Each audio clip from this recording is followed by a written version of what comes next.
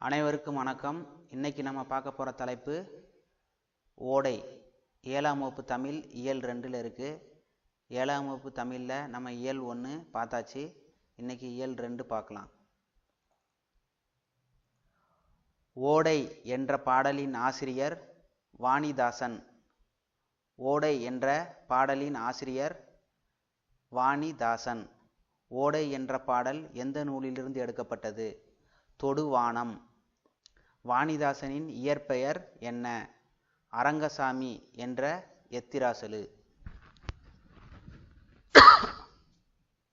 வாணிதாசனின் இயற்பெயர் என்ன? அரங்கசாமி என்ற எத்திராசலு. தமிழகத்தின் வேர்ட்ஸ்வொர்த் என்று அழைக்கப்படுபவர் யார்? வாணிதாசன். தமிழகத்தின் வேர்ட்ஸ்வொர்த் யார்? வாணிதாசன்.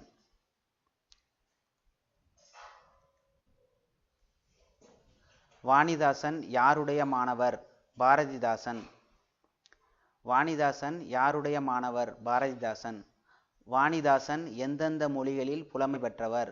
தமிழ், தெலுங்கு, ஆங்கிலம், பிரெஞ்சு.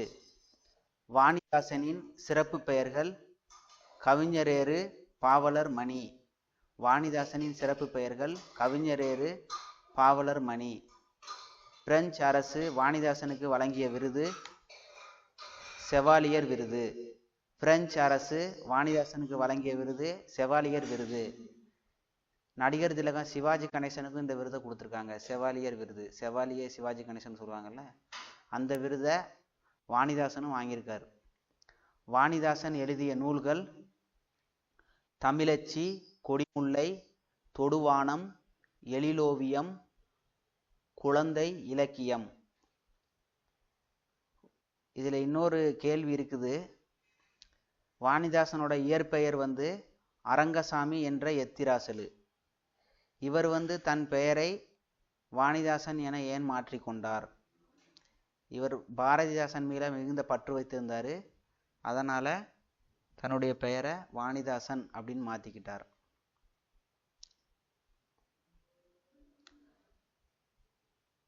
அறிஞ்சொற் பொருள்.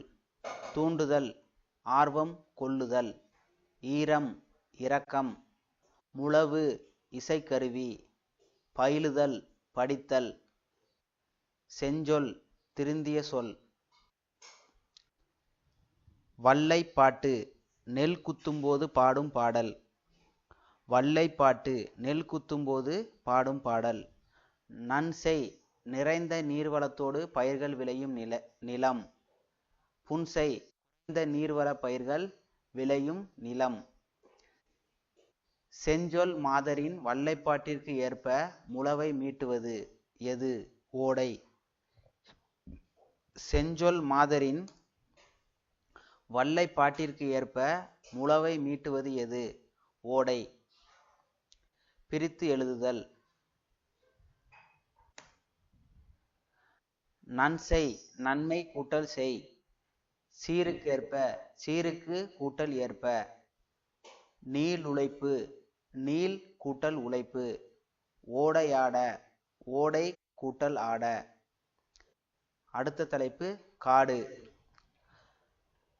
காடு என்ற பாடலை எழுதியவர் யார்?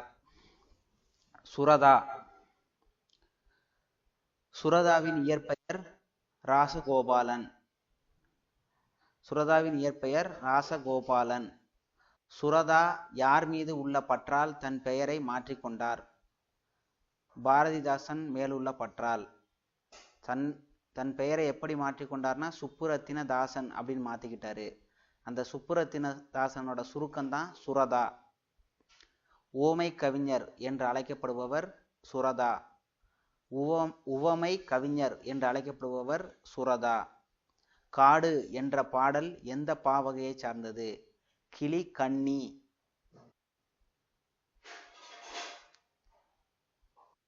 சுரதா எழுதிய நூல்கள் அமுதும் தேனும், தேன்மலை, துறைமுகம். காட்டை குறிக்கும் வேறு பெயர்கள் அடவி, புறவு, தில்லம், வல்லை, விடர், சுரம், பொதி, பதுக்கை.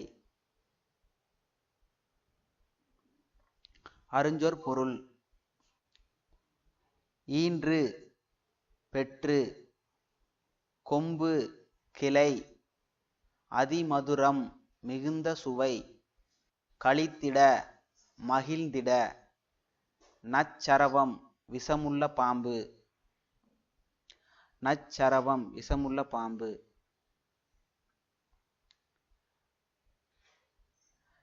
நெஞ்சில் உரமும் இன்றி நேர்மை திறமும் இன்றி வஞ்சனை சொல்வாரடி கிளியே என்று பாடியவர் பாரதியார்.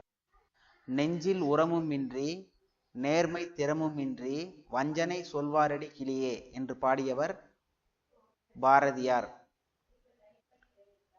பிரித்து எழுதுதல்.